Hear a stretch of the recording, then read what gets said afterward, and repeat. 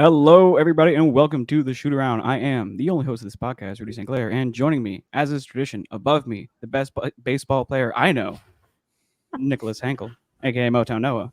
To my left, screen left, my right, I don't know which, we have the legendary AlexHoops, and then across from me, both on screen and in real life, we have the one and only Jacob Rusty Buckets. Fellas, how we doing today? Good, Rudy. Rudy, it's podcast, man. Hey, here in Chicago, we got 83 degrees. I got to tell you what, folks, I'm so happy that it's summer, but I don't know why you guys are laughing. I'm so happy that it's summer. But it also means that the NBA season is almost over. The NBA finals are up tomorrow. Rudy, is that what we're doing today? We're talking about the NBA finals? Yeah, we're going to cover the NBA finals, but not before we get to this tier list of every playoff series so far. Other than the finals, we're going to rank them based on whatever our heart desires. You know, there are no rules other than to be honest and be real. I was thinking when it comes to your basketball opinions, pure entertainment memorability factor. At least that's what I always lead with. It's like, am I going to think about this series ever again, and how much? Before we do get started with this, I want to say a couple notes off the top. I would like to apologize to the basketball devil who was keeping Alex's channel in hell that we apparently banished on last episode, who has since had 2 banger YouTube videos. Absolutely. Everyone give it up for AlexHoops. Yeah, that's just going to get cranking out great content as usual. Yeah. A lot of people I don't have to get a job. A lot of people in the comments of last episode were like, oh, wow. You know? Yeah, I was going to say there was a comment that bothered me on Alex's behalf. A guy was like, "Oh, well, maybe you shouldn't be making videos about fucking Andrew Nembhard and make videos about shit that, you know, people actually want to see." And that bothered me because I was like, the second that Alex stops making content for himself and starts making content for you little fuckers out there, he's lost it. That's when his channel is truly dead. Alex, keep doing shit for yourself. Make those Andrew Nembhard videos, King. Facts. Thank you. I used to be able to post. I used to be able to post Andrew Nembhard videos, and they would get like at least a little bit more views than that. But I don't know. I have seen you. Going on. But real quick, I do want to say something. Thank you to everyone who I got a bunch of subscribers after that episode. So thank you guys if you went to the channel and watched the videos and followed me and supported. Meant a lot. Really appreciated that. Seriously. Yeah, I've seen you pull numbies on the most ridiculous role players before. So, yeah, I had an Ochai Abaji video get 100K. What the fuck even is that? Recapture that success. That's crazy. Yeah, that's why we love you, Alex. All right, do we want to start in the West or the East? If we want to just get the duds out of the way, I guess we can start in the East. All right, East it is. Let's go with the 1-8 matchup. The Celtics beating the Heat in 5. Jacob, you said your criteria is going to be purely entertainment based. Let's go down the line here. Nick, what is your criteria for these tier votes you're about to make? Well, the first one is this a series that involved Miami losing? Because if it is, then it goes in the yes. So this one checks that box. Okay, so all right, it goes into the yes. I think Jacob actually hit the nail on the head. I think everything he said. Am I ever going to think about this series ever again? Is a really good way to do this entire list. Gotcha, Alex. Your thoughts on how you're going to vote today? That's my criteria. I mean, wow, we're all in harmony here. Normally, we're opposing each other, and then Jacob is a genius. Jacob nailed it. Look at that. All right, guys. So how are we feeling about the Celtics? I would say I will probably remember that one game that the Heat won for 2 years and then forget it over time. So I'd probably put it in D. It's not entirely unforgettable. I'll remember Miami just not missing threes for an entire game. But that's the only thing that is worth remembering at all from this entire series. I'll remember this series solely for the fact that it made me look up a pretty interesting stat, and it's that teams that shoot 55% or higher from 3 in a game are 62-4 all time. So if you shoot that well from 3, you're not gonna lose. It Right. doesn't That's really why I happen. wasn't really giving them shit for real for this game or the Cavs game, because it's like that was just a case of they shot so well. What are you going to do? I will say they did defend the 3-point line kind of poorly in this game, which gave a lot of easy looks. But yeah, they also hit some ridiculous ones. So all that being said, we got like a letter ranking that we're feeling strongly I'm about feeling here. D. D tier, all the way down there. I wouldn't even give it that. I'd give it D. So we're feeling. Fuck it, give it an F. No, I'm gonna, like I said, I'll remember one game for 2 years. That's not no memorability. I think That sounds F like is E. no memorability. Sounds like we're very rare that we kick off a tier list with E. You know, like how many times have we done that? Probably never. Up next, Do we you guys got, remember that meme from forever ago where it was just like E? Do y'all know what I'm yes, talking of about? course I remember E. It's like Yeah. a 2016 Talking about meme. It's like Markiplier's E. face. Yeah, photoshopped on like a over Lord Lord Farquaad. I was just thinking of Mini-Me from Austin Powers, but yeah, pretty sure he yells E. All right, let me Shut up, old man. Austin Powers is an old man reference. I guess it is with the No, Zoom I was just internet. calling you geriatric. It's fun to do. Why? What about Austin Powers, guys? Aren't you older than me? Rudy, am. what's It's up giving next? you a hard time. I realize what's happened. I reshaped the the Celtics series, and I accidentally shrunk every other first round series at Jesus the Christ. same time. So I'm gonna have to Control Z a bunch Do we until need it's big to turn again. This thing off and turn it back on. Yeah, what's what the going on? hell? No way. You know, there's No. a website where you can make your own tier list? Yeah, no, let's not Alex, do this again. Don't open this can Let's of not worms. do it again. Pisses me off. No, not really.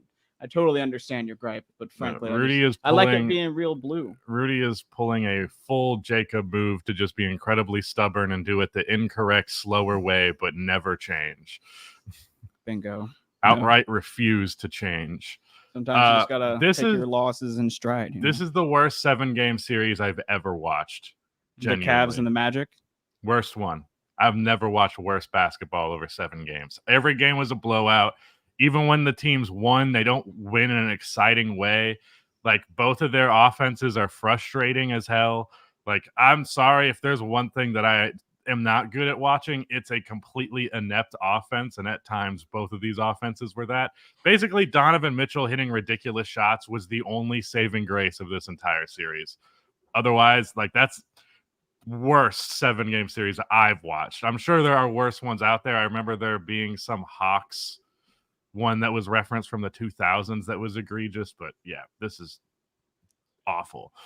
Dude, you're on a roll right now. I mean, Alex, I don't know if you have anything to add to that, but Jacob, maybe we just let you pick the letter here because I think you nailed that. I was just gonna say, like, weren't 4 out of the 7 games just blowouts? Like, that's. I think a it's bad more series, in than my that. opinion. Like, I'm pretty sure almost every game ended with a double-digit deficit.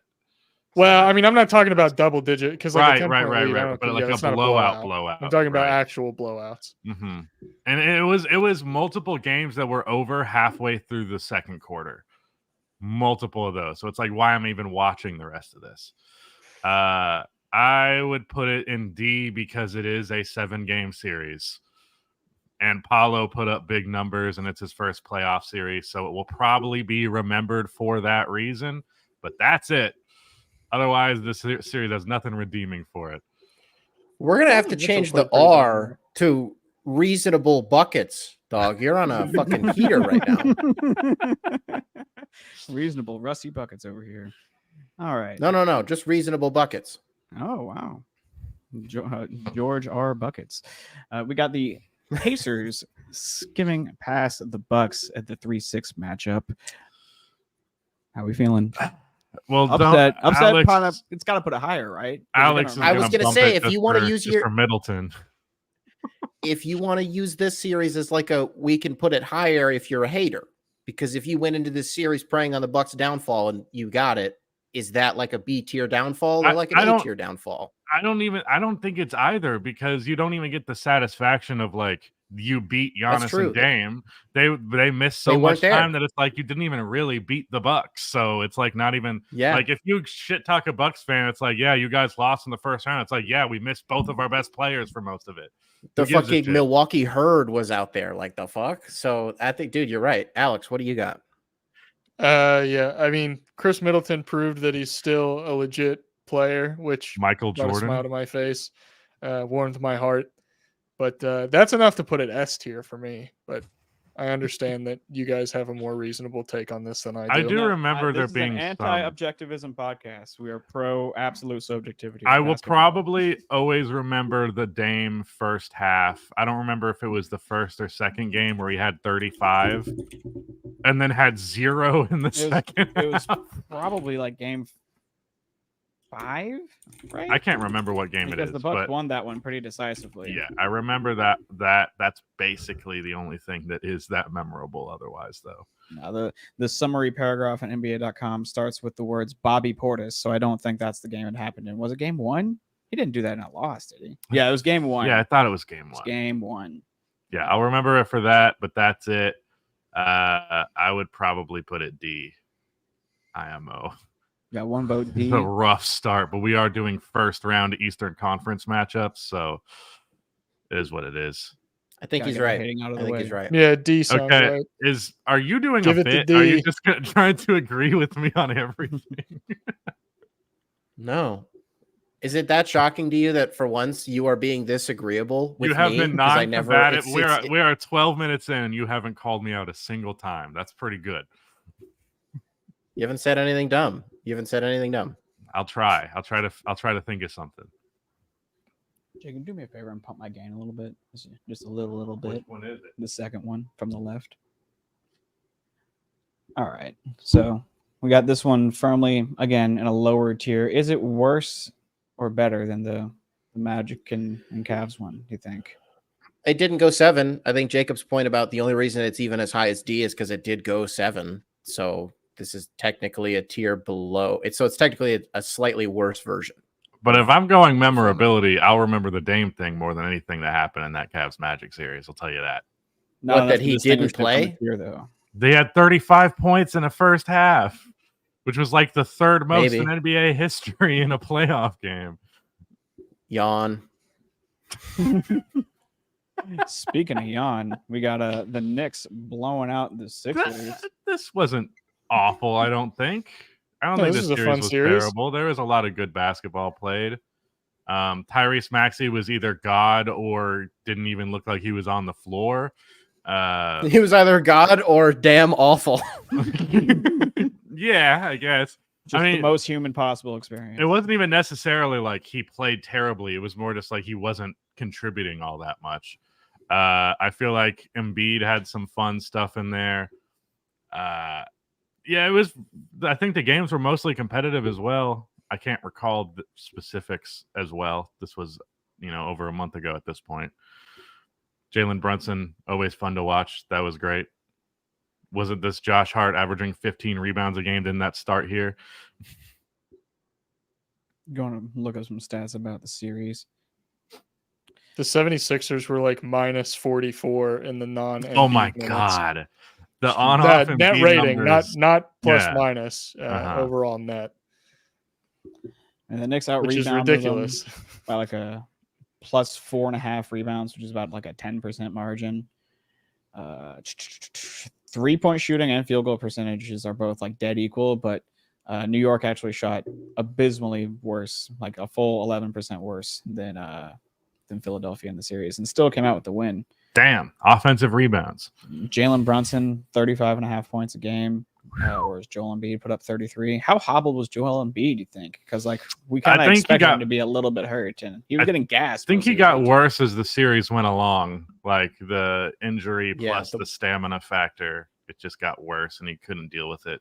I feel like that takes points off because, like, frankly, with Embiid missing most of the season, we're kind of hoping maybe we'll see him for a healthy playoffs for the first time. Maybe. I don't think this was great. I would put this in the C. Also, it's the best playoff performance Embiid's had, which it wasn't that remarkable, but it's still 33 points a game.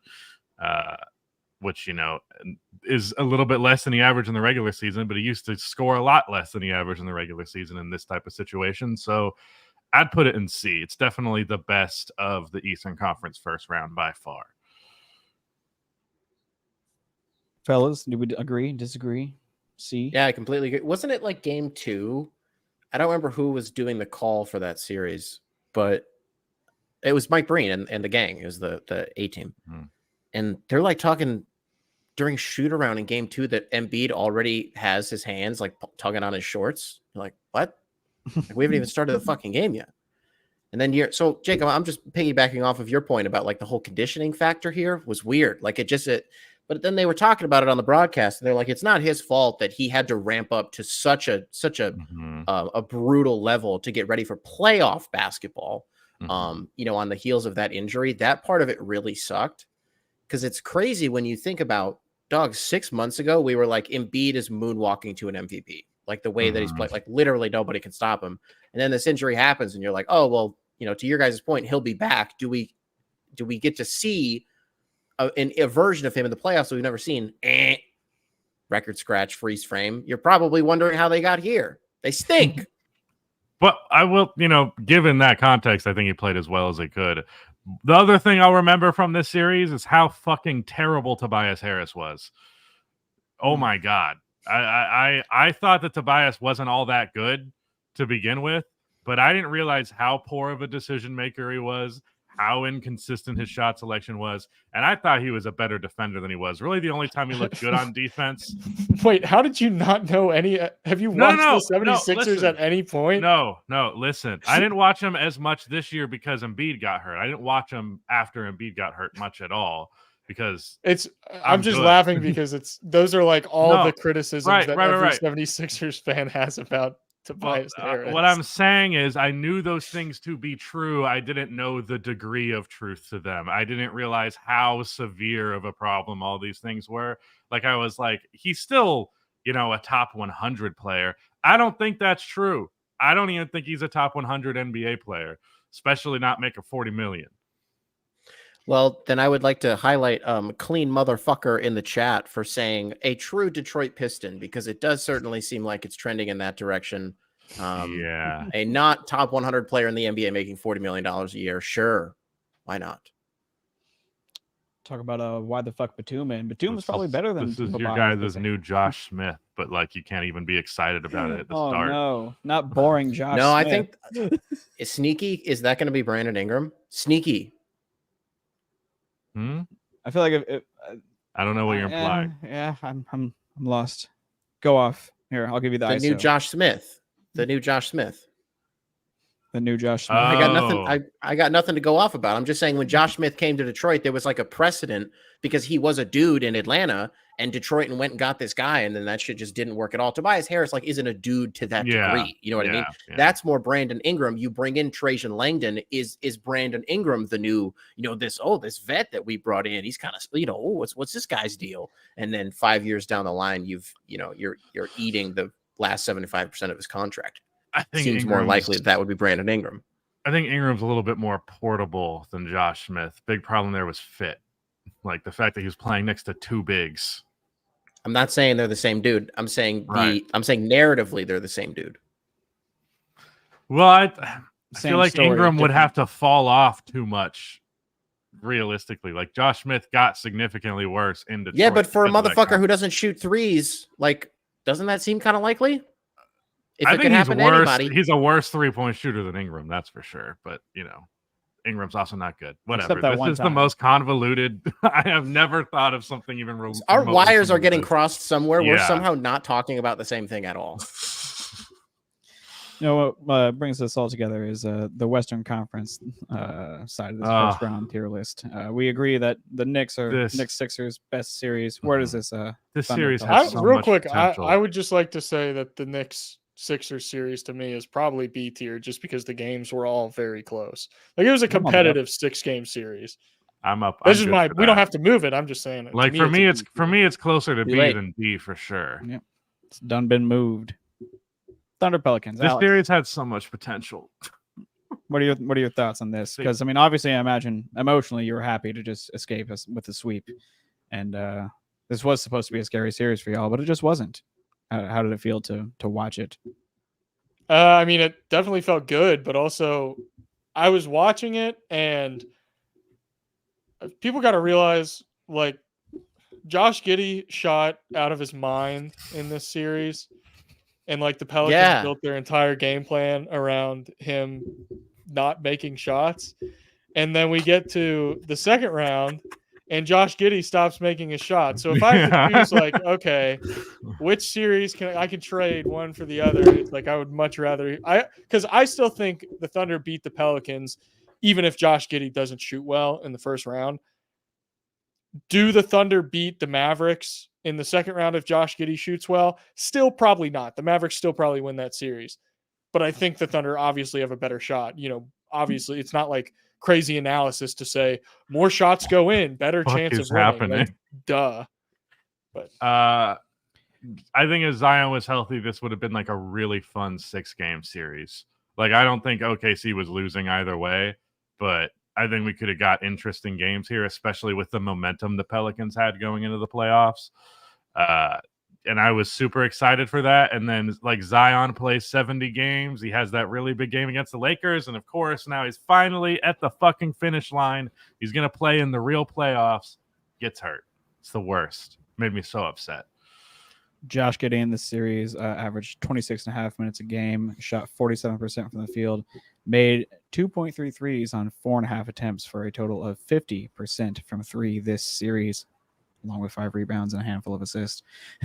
Where does Giddey rank in terms of worst players who saw the playoff rotation this year? Like, how many playoff rotation players are like significantly worse? Like, probably or noticeably worse. I think there's probably more than we think, but also Giddey is probably he's top 10. Yeah, higher on that list than we think. No doubt. 10. No doubt. Bottom 10, I guess.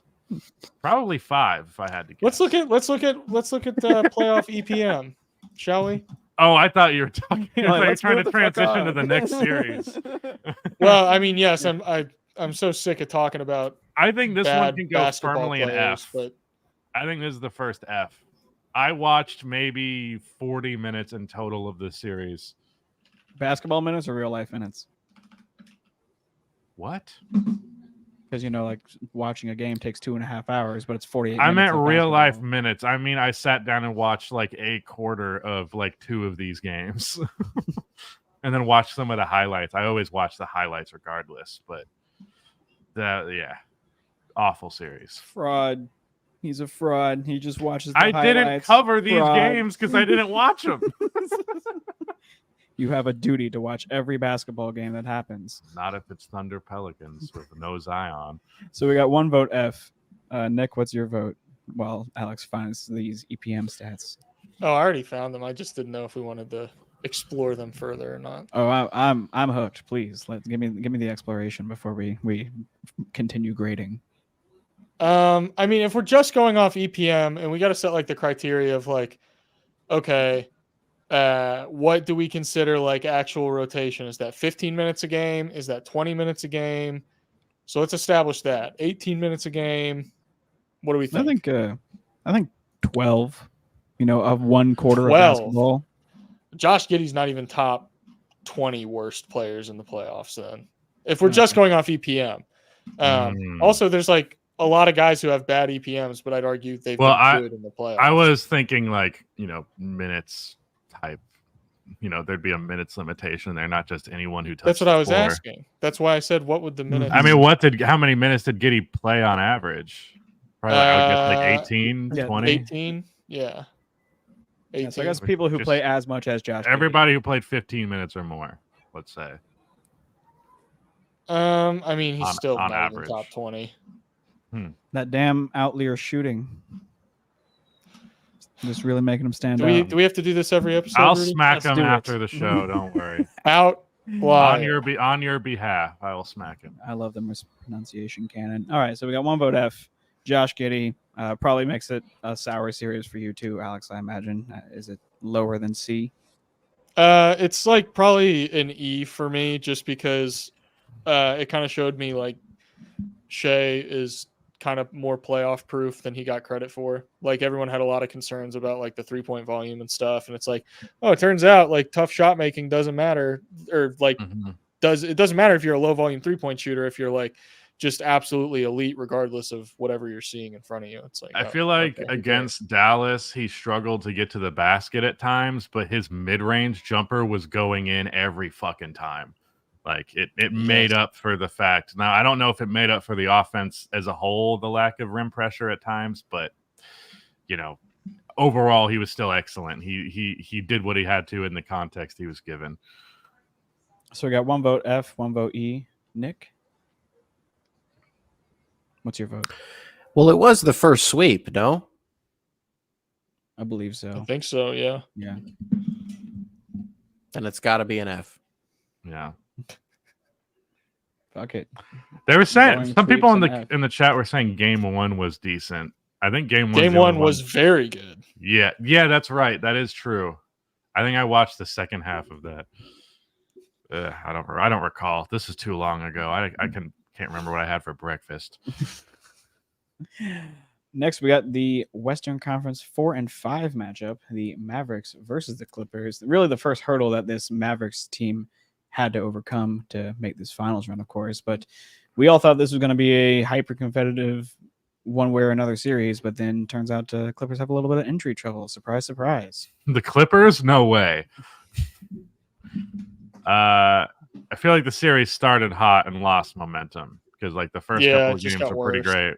Yeah, like the Paul George, Harden both scoring 33. I remember there were good. Like I think the first 4 games were good in the last part of game 4. To me, I was like, oh, so the Clippers are probably cooked. It's probably over. Luka was hurt too, and that kind of sucked. So yeah, this series kind of sucked. I don't know. I would probably put this is probably the first C for me. Yeah, I say sucked, but like I mean more so in just like an average sense. Relative to its this potential. is a pretty boring 6-game series. Relative to its potential, it sucked because I think it had a lot of upside, but I would put it C. This series really puts the C in sucks. Now you're fucking cooking. So I guess this is a C for Clippers and sucks. Our first proper D tier. Up next, we got the Western Conference 3-6 matchup in the first round. The Timberwolves sweeping the Suns. This is S tier, baby. This is an S tier series right here. Oh man. Why? Is this so this is when I was asking earlier about Milwaukee and Indiana, and it's like, well, what if you're looking at this through the hater lens? You're looking at this series through the hater lens. Oh, dude, I've been talking shit about Phoenix ever since they traded for Kevin Durant, especially ever since they traded for Bradley Beal, and it was very vindicating for me to watch them get their ass handed to them. I predicted Minnesota to win this series in 5 games, and the whole comment section was calling me insane.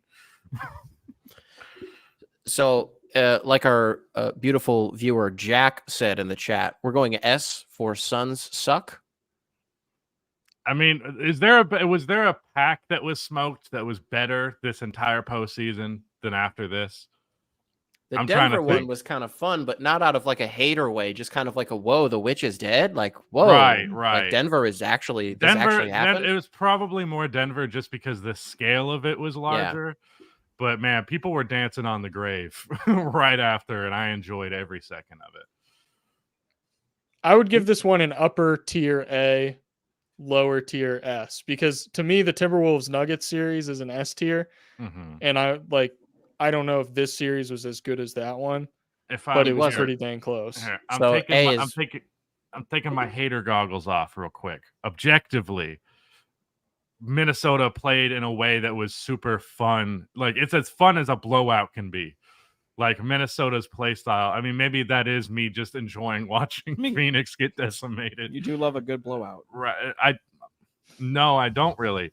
But I do love great defense, and Minnesota's defense was really fun in this. So I'd probably put it in B overall, though, if I'm being real. Sounds like we're landing on A. It's a great sweep. It's as good as a sweep gets, I think. I don't think sweeps are almost ever going to be an A-tier series. A is good. I think A, yeah. All right, well, fair enough. No, you started with the Right. hate I'm battle the line. one who ends up conceding. Like, actually, you know what? But no, yeah, that was so fun for me. Look at this nice bell curve we got going on, fellas. This is really something special, isn't it? Don't we just love a good even Yeah. distribution? Next, we got the Nuggets versus the Lakers. 5-game series. LA never really had a chance. If you want to talk about hot or cold, depending on the day, D'Angelo Russell in this series. Holy shit, man. Yeah, but that's just Yeah. because he stinks. Yeah. I remember last year when they brought him back, I was like, is that really how you want to spend $13 million? Like, I get it's in theory a cheap deal for D'Lo, and he had a great regular season, but I just cannot trust that guy in a postseason setting in any capacity. I'm not even smart enough to know what it is. I just know the history is there where he just shrinks in the playoffs hilariously, and like that definitely makes me. I'm going to pull up the stats because I feel like he had 2 games where he shot like 70% and 2 games where he shot like 20. This series sucked. Yeah, Are you feeling F, Alex? And the Lakers won 1 game, and everyone was like, "Oh, they might do it. They dude. might have figured it out. Here we go. Now we're talking." It's like, nope. Now JJ Redick's the coach. Yeah, like we got to talk about that at some point. We can talk about it right Do now. Yeah, we have to. Yeah. We have to talk Wow. about that. Nick, you Oh should my be gosh. celebrating. He got the fuck out of our lane. Yeah, you're It's We're like right. you kept asking. oversaturated with JJ Redick. Dude, he'll be back. You think that motherfucker is going to be he's going to be coach for a year and a half, and he's going to be out of there. He'll be right back Not where he going to win the was. championship next year, and then he's out before the deadline the following Okay. year. No, he's This not is- out as coach. No, he is out as coach, but he gets put in the front office. Here, He substitutes Rob. let me Pelinka. let me run off some stats for you real quick. So D'Lo 6 for 20 in game 1, 1 for 9 from 3. Then the following game shoots 50% and 7 for 11 from outside, which is 64%. Next game 0 for 7 with 0 points. Next game 4 for 8 from 3 with 21 points. And then he had his first like not terrible but still 14 points on 15 shots for game 5. Like wasn't as bad but still bad. Crazy. He had 2 games where he was excellent and 3 where he sucked ass. Or I guess 2. Yes, it's 5. Yes, it's 5 games. 2 plus 3 equals 5. Dog, that's his whole career. Everywhere he's been, that is his entire career. I'm probably one of the few people who thinks about this as regularly as I do, but I regularly think about what the timeline looks like if like he doesn't get kicked out of Brooklyn. Like if he was just able to like build an identity there over time, rather than like that just whole thing that he built over 1 year being derailed because Kevin Durant and Kyrie Irving wanted to ruin the franchise. Because I liked that Nets team a lot.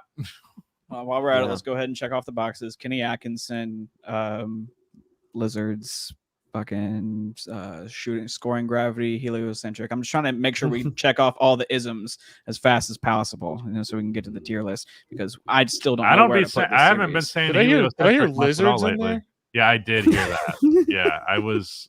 I thought you were saying that. I don't remember. Kenny. I thought you were saying Kenny Atkinson was a lizard.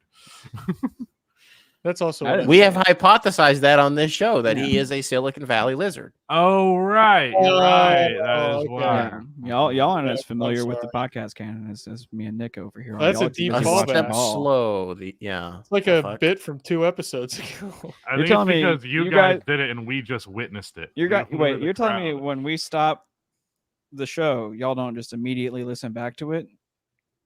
Because that's what I do. No. Maybe I'm just vain and a complete narcissist and tell myself it's my job to see how the show sounds immediately afterwards. But within 24 Rudy, I'm hours gonna- after we get done, I listen to it back. Rudy, I'm going to say something to you, but I'm only saying this to you. Everybody close your ears. Even if you're listening to this at home, close your ears. I'm only saying this to Rudy. Okay. I do the exact same shit. And I tell myself it's because I need to know what little, if I, like visually, if I did something that I'm like, I want to tweak that a little bit. I like give myself little notes when I watch through it the first time. I motherfucking tell myself, it's part of the job. I really just love watching myself do it.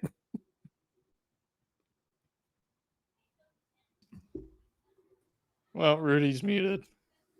No, because my mic was on Jacob's camera. But yeah, I said the real reason that we're online is just to hear our own voice. Smell our own farts. Yeah, 100%. I watch back my old videos that I think hold up. I watch regularly. I'm like, yeah, he's cooking. Man, I that guy don't really knows what he's rewatch talking any about. of my stuff. You I said, probably should. I'm I fucking probably done get with better. this. No, just let me do it for you. Let me just send you unprompted notes on your videos every week. it's Alex. fun to look at your progress, like look at shit you did 2 years ago, and you're like, wow, this sucks. I got way better. Well, in my case, I went back and watched some videos when I was going through that big slump, and I went back and watched videos from like my heyday, and I was just listening to it. I was like, my writing was so much better back then. So really, it just made me depressed. Really? Damn. Yeah. They're right. The algorithm's right. My worst nightmare. Nah, they ain't. I've been enjoying your shit regardless. Thanks. I appreciate it. So what's So better, Lakers Alex's Nuggets. videos or Lakers Nuggets? This is just an ADHD podcast. I'm bringing you guys all down with me. Solidarity. Yeah. I would have go. ADHD. I'm thinking E. Don't get me started. I'm thinking E. What makes it not an personally. F? It's Because the not Lakers got a game? It's not a sweep, I guess. Yeah, but like, who I cares? guess. Yeah. That is, We it's spent way Lakers, too long on it. the Lakers getting just one me. off of a sweep is worse than the Lakers getting swept. Why? If the Lakers got swept, I would remember. I'd be like, haha, they got swept. But the Lakers getting gentlemen swept by the defending champions is the most forgettable thing that could possibly fucking happen. Yeah, I'm you're thinking F. right. 100%. You're spitting. You're spitting. It's F. Thank you. Thank you. I guess it's just hard for me to ever put the Nuggets in F because I'll always enjoy watching Nuggets basketball. But I also will not remember this series in particular at all. You So know, that Rudy, we're gonna have concludes to change. Go off. We're gonna have to change the R in your first name to Reasonable.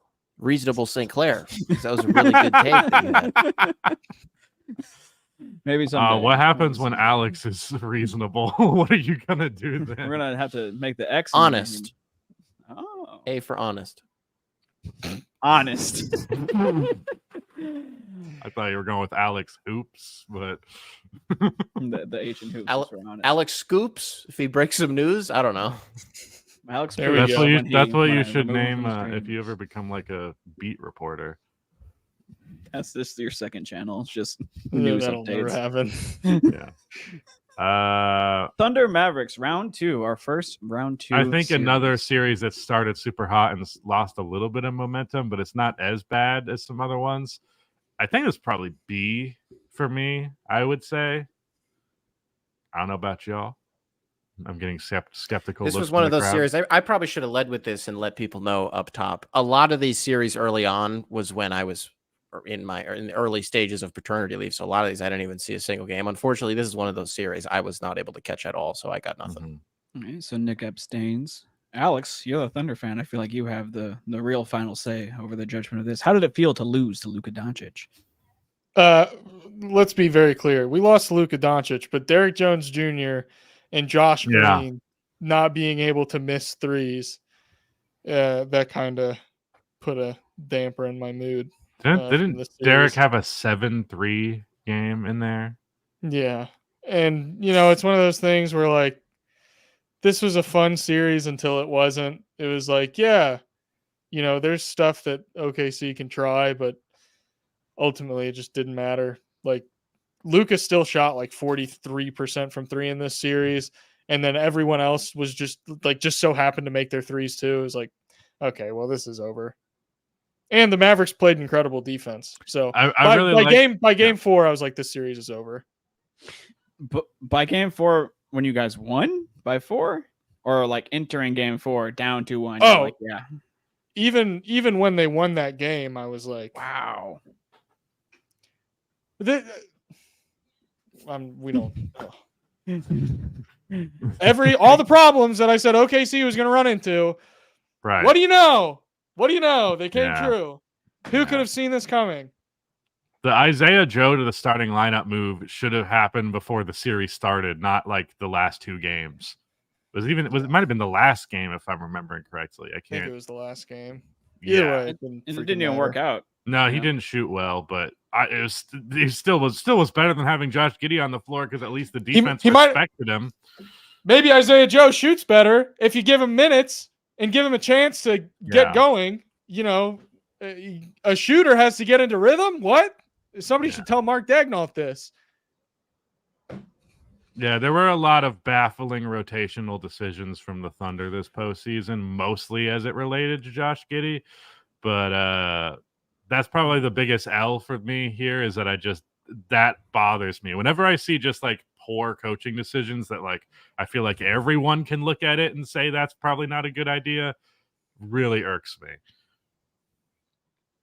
We need a casual NBA coach. That's my hot take. We need to get like a guy like me in there who's just like, yeah, you play the tallest, best guys a lot. I don't know. That's just Scott Brooks. You just described Scott Brooks.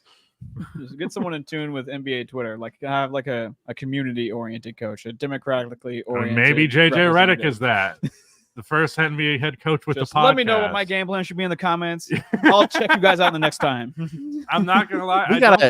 I don't think he's gonna fully quit podcasting. TBH.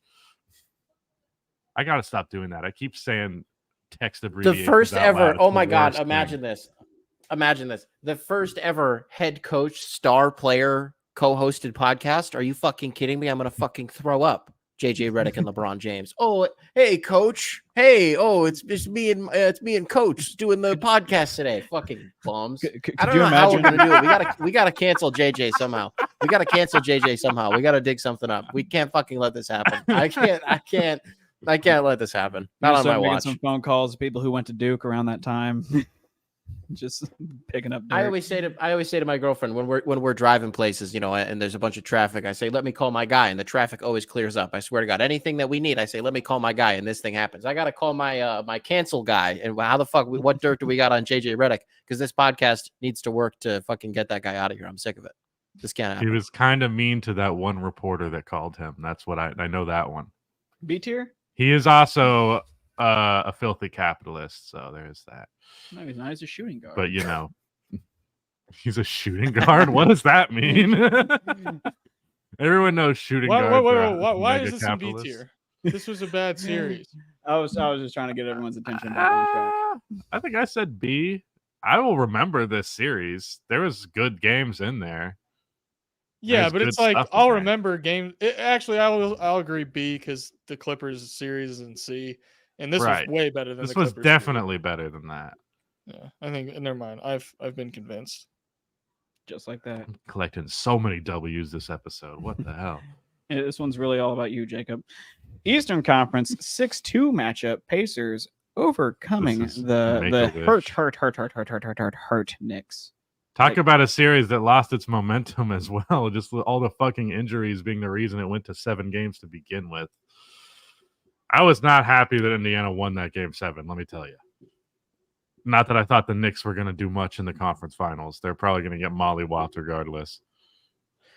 I think this is low B, high C. I think that Nembhard shot didn't mean nothing.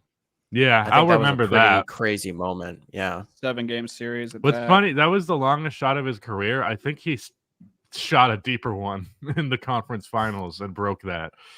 Yeah.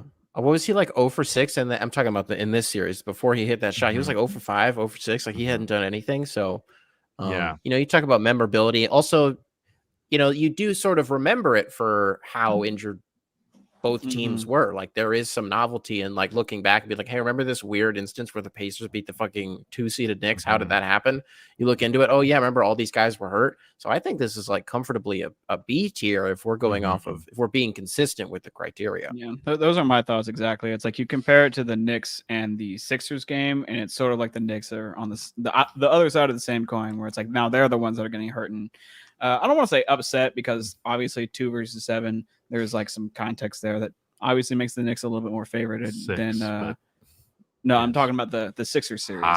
Where in which they were 7th. The 76ers were on the sorry, I could say like 18 numbers that are all mean the same thing just for funsies. I'm gonna try to avoid. There's also the historical factor here of the, you know, just the past of the rivalry. I don't know if you really felt it come through that much here. Yeah, only if you had the also- commentary on for Reggie Miller.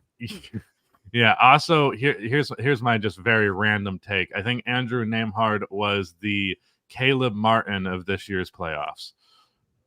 I think No. Andrew Nembhard is way better than Caleb Martin. No, I And, agree. Like, I agree. Just in the like, whoa, this guy, I didn't know this guy could do this. I would disagree with that analogy just because Caleb Martin I had been didn't know around he for a could do this. long time. Yeah, that's true. And then That's he true. like was like kind of mid, and then he's like really good now. Andrew Nembhard, it's like, well, he was young, developing. There were signs that he was gonna be very good eventually. Yeah, I thought he It's was just one of the developing. best backup point guards in the league, but I didn't know that he was going to be like potentially a whole lot more than that. I feel comfortable with this in B tier. I think that Yeah, aligns I with agree. everything that we've said so far. It would have been A if More memorable than fun, I would probably. If the Knicks say. won, it would have been an A. Sorry, folks. Facts.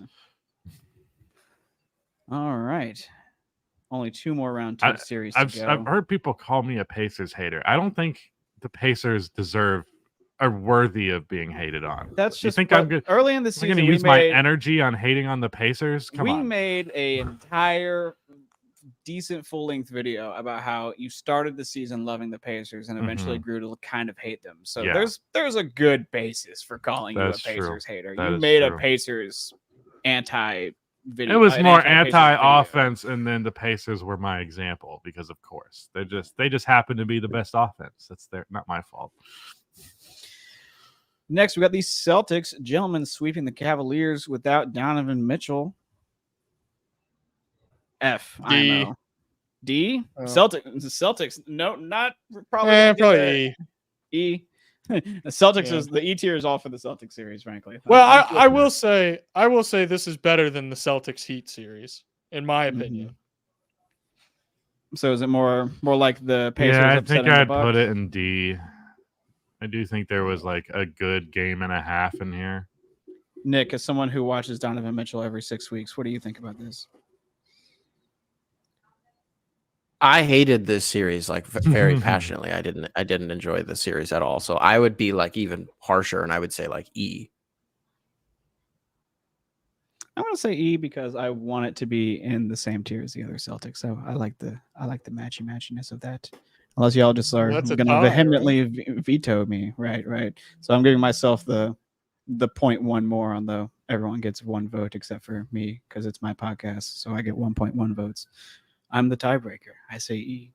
Apparently, it'd be nice if I had that meme like on the soundboard and just E. But alas, I do not. Timberwolves Nuggets 7-game series, one of the better series of the playoffs for sure, without a doubt. And not for like some hating ass reason. Pure entertainment quality. It's awesome. S. It's just S. It was kind of the, we talked earlier about the shock factor of Denver losing. And again, it wasn't even like a fuck yeah, like Denver lost. It was like a whoa, like somebody actually did it. And it was wait, who was that in the fucking Looney Tunes rubbing your eyes? Who the fuck? Wow, wooga. You're like, it was Minnesota. You're like, huh? So yeah, man, it just fit the bill. It lived up to the hype. We got some pretty big moments out of like 6 or 7 guys. Yeah, it was an awesome series. We got a Rudy Gobert like 22-foot fadeaway jumper in traffic. Yeah, what the fuck was that all about? A dagger, basically. The game was over after that. That like kind of have we talked about it on the show? I gasped out loud when that happened. And I was like, who was that? I screamed. Wow. I think Rudy was there. I was there for it. I watched it the night after because I had to go to bed early because I'm an old man now. And I watched it the day after, and Rudy was sitting next to me. I was like, what the fuck? No way. There's no fucking shot. I just watched you haven't seen that yet? No, I felt that felt like a sin to me, like a basketball sin. Blasphemy was committed there. So we all agree. S. Is this the best series of the playoffs? I would probably say so. Yep. Right? Yes. Yeah. Without Comfortably. All right. Everyone break out the balloons and streamers. Let's have a little celebration, little party regarding the Timberwolves making it to the Western Conference Finals. They haven't done this since 2004, right? Like a full 20 years since their last Western Conference Finals berth. You'd think with all like the nostalgia there is for the Jimmy Butler, Andrew Wiggins, Cat era, that they might have had a significant playoff push then, but alas, they did not. Lastly, we got the conference finals. Y'all want to go East or West first? Let's get the East out of the way. Let's get the East out of the way. Boston sweeping a Pacers team that basically had no right being there. I mean, they got pretty lucky, but every team's Okay, conference finals let's run. give them their due. They played very well. I'm sick of everyone saying, "Oh, they got lucky." Go back and look at every single playoff series ever, and you're going to be able to find a little bit of luck. The Mavericks got Derek Jones Jr. and Josh Green shooting 55% from the corners against the OKC Thunder. It's a little bit more than just a little bit of luck, though, is the thing. Oh, boo-hoo. Like, everyone does this crap to discredit the Celtics because they're mad that the Celtics are as good as they are. Well, everyone's like, oh, the Pacers had the easiest walk to the why the can't Eastern both be Conference true at the Finals same because time? they think Tyrese I don't get Halliburton's it. a front runner. It's like, yeah, they were lucky. Who cares? They still played good basketball. It's not like they sucked it up throughout the entire playoffs. It's like they played well. They played who's in front of them. Can I say my take on this whole thing is, yes, this was an easy path, and yes, they got lucky. No, none of that is their fault. I'm not acknowledging the fact that they had an easy path is not inherently discrediting their capabilities. They did as good as they were supposed to they played the hand that they were dealt as well as they could, pretty much flawlessly, but they started off with 2 aces. It's pretty great. Literally everyone and their mothers was saying throughout the entire season and heading into the playoffs, everyone was like, oh, I wouldn't be surprised if the Pacers ended up in the Eastern Conference Finals. And then they made it to the Eastern Conference Finals, and everyone wants to be like, oh, well, it's because they just ran into a bunch of injured teams. It's like, I didn't hear that. Everyone was sitting here saying that they were a dark horse for the Eastern Conference Finals. And then now we're here, and it's like, oh, no, actually, it's because everyone was injured. It's like, were they a dark horse or not? I'm not saying I don't believe you. I'll just say I didn't hear that perspective going into it. I'm sure you did, but I didn't get the impression people thought Indiana was going to the Eastern Conference Finals at all. I'm not saying they thought that they would, but it's like there's always those teams where you're like, people say it about the Cavs pretty much every year because they're like, well, Cavs match up really well against this Knicks, team, that team. The Knicks were missing 2 key starters. I'm not disagreeing. I understand the facts of yes, these players did not play. I understand yes, they were out. But also, we were talking all year about the matchup difficulties that teams are going to run into with the style of play that the Pacers have. Yeah, I do remember that part of it. So, why are we harping on the injuries when we were saying all year that the Pacers were going to be able to give teams because they're major injuries. It's not just injuries. You're not getting my point. Where all of the focus is being put on the injuries. When the fact of the matter is that's the headliner, and you don't like that it's the headliner. I mean, you're the one who brought it up. You're headlining with that. No, actually, Rudy was. Yeah, no, that was Rudy. I was trying to get y'all fired up, and frankly, it worked. It worked. I'm just tired of the discussion being around the injuries. It's like, yes, this happens every year. We just pick the team that we don't like, and we're like, we want to do it with the Mavericks. We can say, well, Kawhi was injured. It's like, my take is if you have an easy path to the finals, but then you play a tough team in the finals and you beat them, you still won the championship. Who fucking cares what the path there was? I agree. We're saying, yes. I think we are agreeing loudly with each other. You son of a bitch. Okay.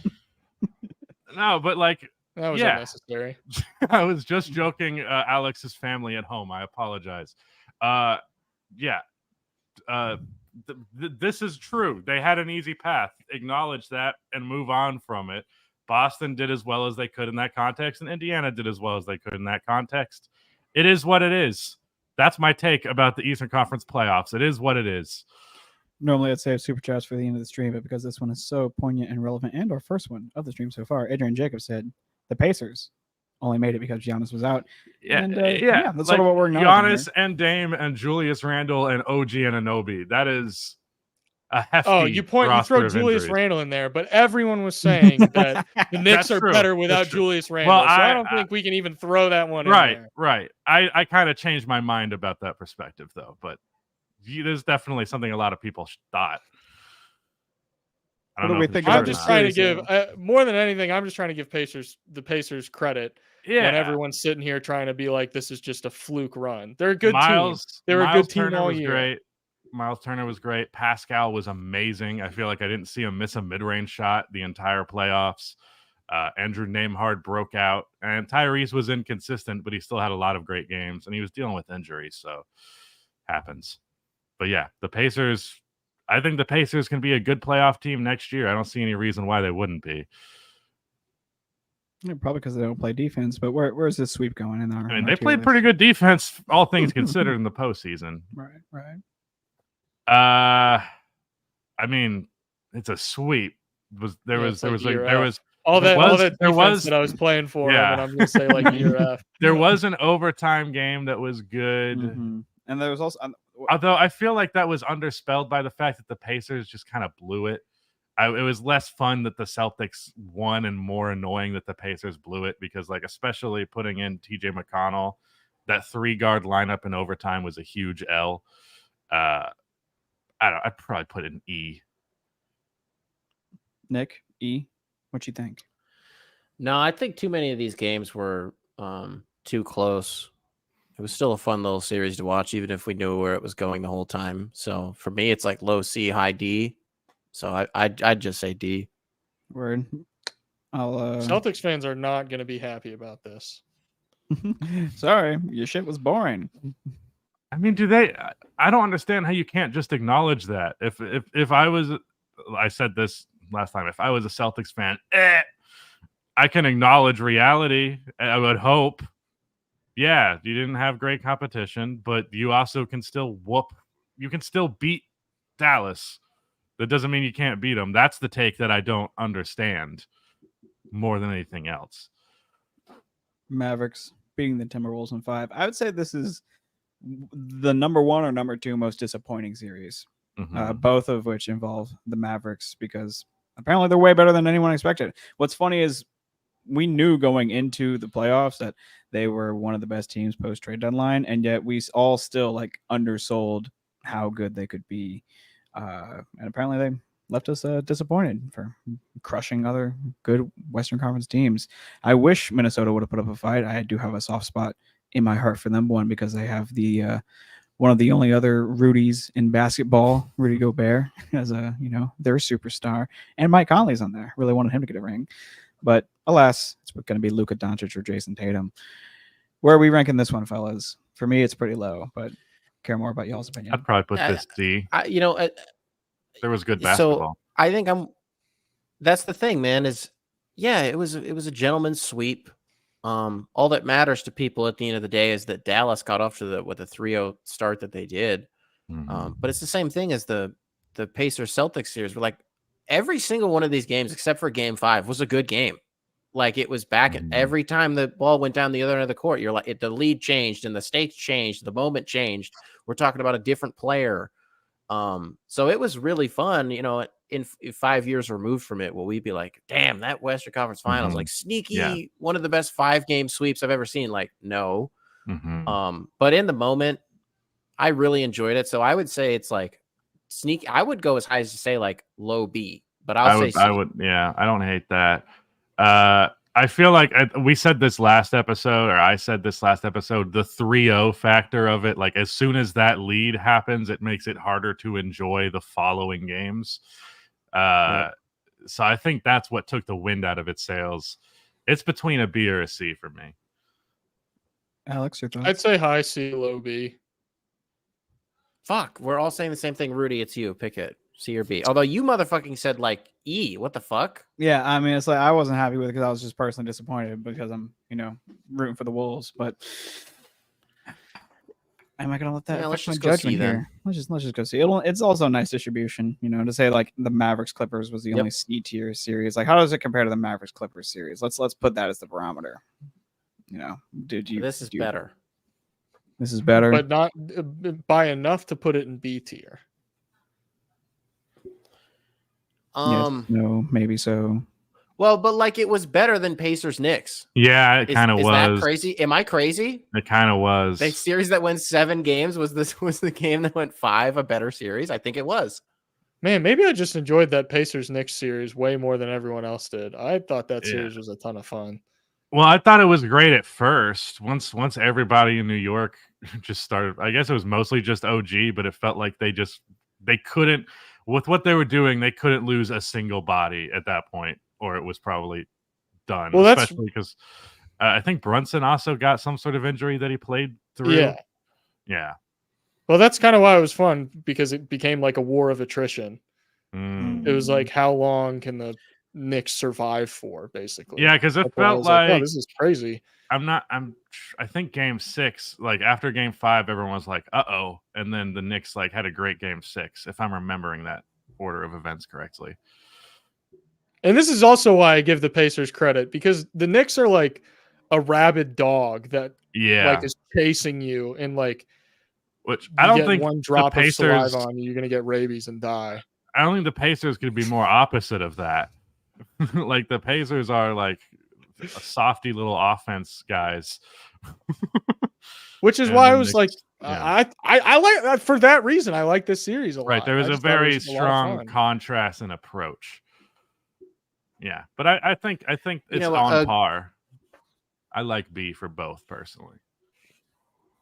A good comment to highlight here from Adrian. If Minnesota was so shocking beating Denver, why is it not even more shocking that Dallas smacked them? I think that's a fair question. Matchup, yeah.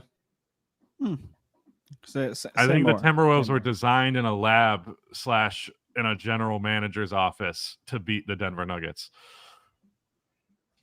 3 bigs, one of them's a defensive player of the year, the other 2 can shoot the hell out of the ball, and one of them at least is a really strong defender. That was perfect design for this. Cat had some really good defense. He had it was back and forth. I feel like Cat is hard to put it, like, just get a consistent baseline of what his defense is. To give you my like completely casual perspective, this is not like honest to God informed. This is just like based off vibes. It seemed like at several points in Karl Anthony Towns' career, it's like, holy crap, how is this guy so bad as a 7-footer who's athletic and generally skilled on the other end? I don't know if he's like crazy athletic. He's athletic for a 7-footer, though. You're getting spoiled, you know? Yeah, I guess. He's pretty. Yeah, definitely. He's pretty. I am getting spoiled. You're right. I'm just so used to everyone being that athletic. And then there's been these seasons and these moments, especially in this playoffs, where it's like, okay, here's all this defensive potential that everyone's been talking about, and it's being kind of sold as like, okay, not only is he just adequate now, not only is he stopped being bad, but he's actually good. So it seems very rare that people are talking about Karl Anthony Towns just being a defender, a guy out there. It's either he's the worst or he's pretty fucking good. I disagree with that entirely. Yeah. That's why I said this is just like my perspective. Like I said, he was very hot or cold on defense. He would have really good moments, and then he is so bad about fouling, man. He gets the dumbest fouls I've ever fucking seen all the time. I feel like oh shit, Cat's in foul trouble. I feel like that happens every other time I watch a Timberwolves game. Yeah, and there'd be multiple times where he was the one guy who broke the play when everyone else played great defense. It's like he's the weakest link, and that's not even necessarily because he's a terrible defender all the time anyways, but he has his moments. But if you're surrounded by 4 great defenders on the floor all the time, and you're the only guy who's mid and very inconsistent, you're going to stand out. Kind of bring the focus back on the tier list itself. So before we get too far away from it, close it out. I want us to look at it in review. And I also want to ask these questions to the chat too. Like, where do we fuck up? What should we change? What things do you notice? I love the distribution. I think having 4 in B tier being our highest populated tier makes a lot of sense because we all are enjoyers of basketball here. So having a mildly positive sense of enjoyment from these series seems like the most likely thing to happen. 1 in S seems right. And then the bottom being more populated than the top in general also feels right. You guys think we fucked up anywhere along the lines now that you're kind of seeing the whole list? Dude, I'm looking at this thing top to bottom. I don't want to get ahead of myself. Did we fucking nail this? Someone cooked here. I don't see too many. Someone cooked. Yeah, here. I don't see too many that are disagreeable. I think we did good. Give it one full screen layout so everyone can screenshot and clown us on Twitter. And God, I hope the finals are good. If the too, finals aren't good, this playoffs was overall definitely disappointing. So now, speaking of the finals, You think Boston has this one in the bag? Apparently, most people think that Dallas is going to win on like the casual side, and then of course, like Vegas and experts are saying actually it's Boston because they're so damn good. Which is it? Are the fans right, or is the media right? For me, my brain tells me the Celtics are going to win, and my heart tells me the Mavericks are going to win. That's how I'm feeling right now. My heart Wait, did you say my brain gut. Boston? Yeah, brain my brain Boston, says heart Dallas. Boston, heart says Dallas. Dog, verbatim, I said that to my brother-in-law 2 hours ago. He goes, what do you think about the finals? I go, honestly, dog, my heart is Dallas, but my brain is Boston. I know it's going to be Boston, but God damn it if I don't want fucking Dallas to do this thing. Yeah, I would be very I really want it. I'll be able to convince myself that I'm happy for the Jays if they do it. But narratively, it's like Luka and Kyrie doing it is like greater than sign number 18 for the Celtics. I don't care about that. It is crazy though when you think about like, dude, this is a franchise that has won 17 championships. The last one was 16 years ago, and the one before that was what, like 25 years before that? 76. Like for a team that most recent one before that. Or no, it's not the 80s. The Larry Bird 86. Yeah. Sorry. Dog, I've been so they doing went 22 research. years. So they won like 15 in such a short amount of time. So this, this storied franchise. Yeah, they were, but then for like 40 fucking years, they like won one and went to one other one, and now they're back in another one. So I don't know. At what point does 18 happen? I'm excited. Yeah. Alex, who do you predict to win the finals? Because we've talked about their hearts and brains. I don't know anything about your body parts. I don't have any. My take with this series is it's going to be a 6-game series. I'm putting a lot into that statement, but I don't know who's going to win it. But I think like regardless, the series will be a 6-game series. Who's going to win in 6 games? I don't know. Anyone's guess, but I think it will be a 6-game series. I'm stamping that. My guarantee. My one take is it all comes down to Porzingis. Truthfully, if Porzingis is if he's actually healthy, like there's a difference between actually healthy and he's playing. You all seen that clip of him being like, yes, when someone asked him if he's able to move without pain or something like that, like if he's able to run up and down a basketball court without hurting. He waited like a full 10 seconds and just said, yes. If there's one thing I don't have to think about, it's whether or not I am feeling pain. It's pretty, that goes right to your brain. There's receptors. They're basically just like, you ready to go? And he's just like, He froze like Mitch McConnell. Exactly. Yeah, but if Porzingis is 80% as good as you can normally expect him to be, which has been some people commenting about the fact that Porzingis has only played 14 playoff games and he's been inconsistent in them. He did have, I think he played 3 or 4 games for Boston this year before getting hurt, and he went 1 for 9 in one of those games, and he had missed like 3 shots over Tyler Hero. So basically, if Porzingis is Porzingis, I think they beat Dallas, and if he's not, I think Dallas wins. That's my take. Never have I ever thought that I would hear anybody say this final series hinges on Kristaps Porzingis. I mean, I might have thought that in 2017 when he was like balling in New York. Basketball really is about when he was like fucking tearing his ACL over and over in New York. I remember that. Over and over? Yeah, like it was like fucking Groundhog Day. Like he just kept doing it.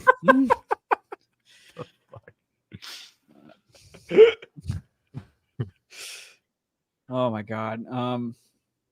I want to say that Boston is going to get blown out by Luka. It'd just be way cool. I don't want it to be a blowout. That's no fun. I think that would be fun. Like, sorry, but fuck. Well, if that did happen, we're not taking that core seriously ever again. I don't think if they just got like blown the fuck out, but that's not going to happen. Here's the thing about the Celtics this playoffs. They haven't had the opportunity to completely fucking blow it yet. Yeah. They've kept themselves out of that position, which is a great way to win. They tried. Great way to win. That makes it sound like their chickens are coming home to roost. It's like the law of averages. It's time that you fucking blow this. Right. Bounce back to where you belong, and that's being unclutch and weird. Mm-hmm. Nah, They I think tried this to team's blow too it against the different. Pacers Mhm. in those Still late in got a a few of sweep. those games. Like, I mean, it worked out in the end, but like, how many of those games was like 2.5 of them that you were like, are they about to, like game one, especially, you're like, are they about to lose this fucking game? And then Mike I Green was like, nope. disagree. I disagree strongly on game one. I think it was Dog, the they were exact down opposite. 6 with like a minute and a half left. Don't fucking lie. Yeah. What?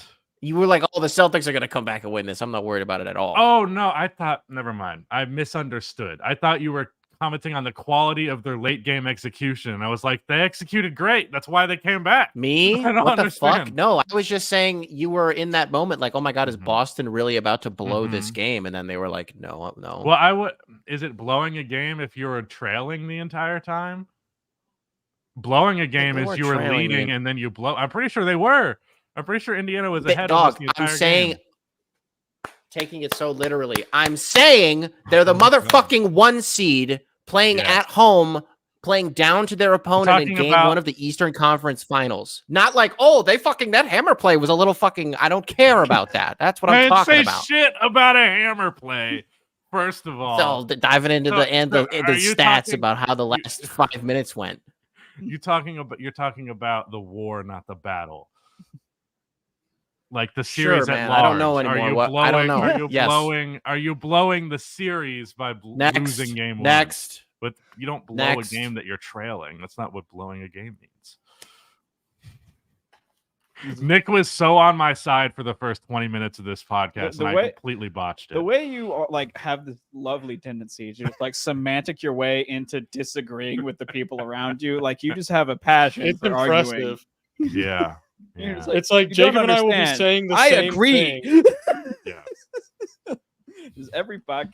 Honestly, I It's think also, I just get like, I feel like- frustrated I with feel like people we'll not start out understanding. saying different things, and then by the Mhm. end, you'll gaslight me into thinking that you've been saying the same thing as me, and I'm like, We need to I run guess, the tape back. I guess. Let's figure out if Jacob is the No, most toxic one I on this think I podcast. misunderstood your original point, and then realized that, and I was like, "Oh, so we agree. Never mind." I got people texting me calling This you has an been antagonist. pointed out in the comments. Who called me an antagonist? Can't say. I'll It's fight not them. allowed. Jacob, the enemy of this podcast. Mhm. Like I said last time, he is my nemesis, and I will be Rusty Buckets one day. The throne will be mine. So the question is, will I be as antagonizing as you when I eventually become you? You know, it's like if I become president, am I automatically evil? What if I'm the good president? I'd say What, so, what if yeah. I'm not the It'd be antagonistic pretty Rusty rare. Bucket? It'd be a feat. Yeah. Just let's go. Next podcast, we're gonna rank every U.S. president on a tier list. Ranked from the most war crimes to the least war crimes. And with that, I reckon we're getting close to being done with the podcast. I'm not sure if we've actually analyzed the finals enough to really warrant that. Not though. really. But this is close to feeling like the end of the podcast. So I'm gonna need someone to say something about the finals before I just roll Nas. Alex, what do you think are the key factors to watch out for from both of these teams? What's the X factors for either team?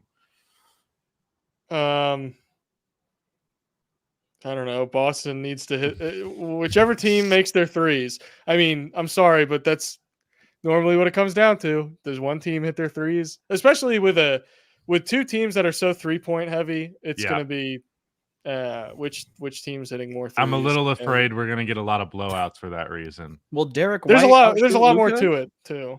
Also, like Luka has kind of been weird with like how much he's going to the rim in the Mhm. playoffs. Like he's only taken, I think, 31 total shots at the rim. Mhm. He's in only the missed like playoffs so 4 of them, far, right? so it's- Per your tweet. Yes, but also the volume's really low, so it's like, oh, that's weird. I mean, you kind of need to make if they can get Boston to second guess their like overall scheme, I think Dallas will win this series because I've said that about like that's what Dallas does really well is they make you like abandon what's worked for you because they make you doubt the effectiveness of it so much. And so I think if Boston or the thing with Boston is like they are so unwavering in their approach. It's like they have like just totally like 5-out pilled themselves to death to where they're just like, this will work. We know we're going to win. Like we have the math totally figured out. And if Dallas can get them to abandon that, then I feel like Dallas will win the series. I think the Mavericks are the better foul drawing team, the better rim pressure team, and the better clutch team. And that, if the games are close, I think Dallas wins. I think Boston needs to get some blowout wins, to be honest. Like, I think if it gets to the point where it's a 5-point deficit either way, and there's a couple of minutes left, Dallas has a better shot of coming out on top than Boston does. You just admit you love a blowout. I don't. I've been saying the opposite this whole time. What do you mean? You're rooting for them, though. You're saying they need them. I would rather the Mavericks win in a blowout than the Celtics win in 7 close games. Yeah, I strongly prefer that as well. I think this is like maybe just a fun narrative that you've planted the seed in my brain for, Jacob, but I think at the beginning of the season, there was a video that we made, like, could Luka still be the GOAT? It wasn't the beginning. We did this like a month before the playoffs This is started. a month ago? Oh, my God. And I was like, it'd be life. great if you won a title soon, but let's be real, probably not. But, like, I think if he were to, like, dominate the Celtics in this series, would we write it off as the Celtics losing or as Luka being, like, a little bit of a David and Goliath situation? That implies that David doesn't have a fucking squad with him. David didn't have Kyrie Irving. David didn't have Kyrie Irving. David had Kyrie and be no issue. And technically, David beats Goliath in the story. So That's right. I'm doing it again. I'm so sorry. turns out you're the Goliath here. Mhm. We're all David. Hey, trying is to that knock you off your that's pedestal. fat shaming? You just clocked yourself as fat, huh? Mhm. I thought you're nice and Fucking you're self-report. nice and fit What the these fuck? days. You're as skinny as I've ever seen you, Jacob. That's unfortunately true. You're big and strong. You ate your vegetables, you know. All right, can we end this? Alex, you said it's in 6. If you had to pick one, who's it going to be? Nope. Nick, please be brave. Make a choice. Pick between your heart and your brain. Dallas in 5.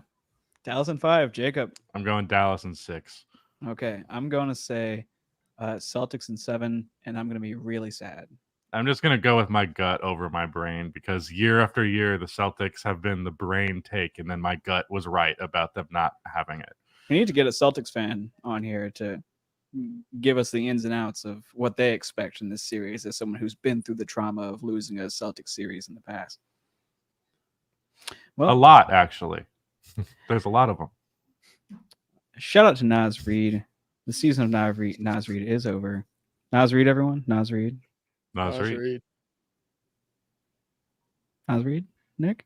No Naz Reid?